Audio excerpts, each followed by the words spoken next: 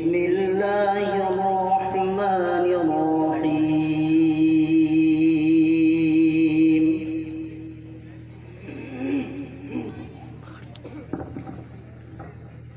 تلك الدار الآخرة نجعلها للذين لا يريدون علوا في الأرض ولا فسادا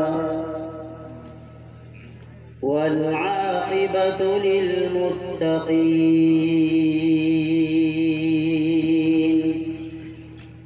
من جاء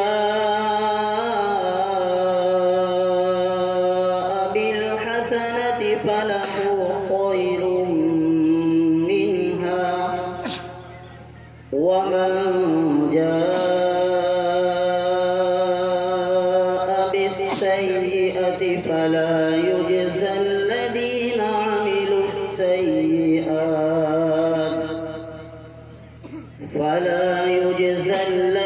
عملوا السيئات إلا ما كانوا يعملون. إن الذي فرض عليك القرآن لرادك إلى معاد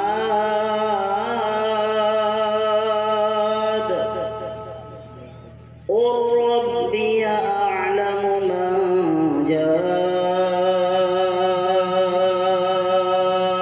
بالهدى ومن هو في ضلال مبين. وما كنت ترجو أن يلقى إليك الكتاب إلا رحمة من ربك فلا تكونن ظهيرا للكافرين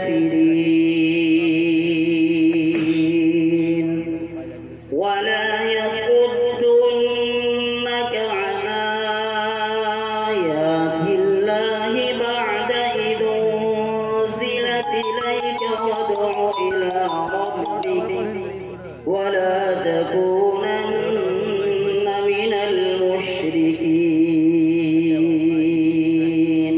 ولا تدع مع الله إلها آخر لا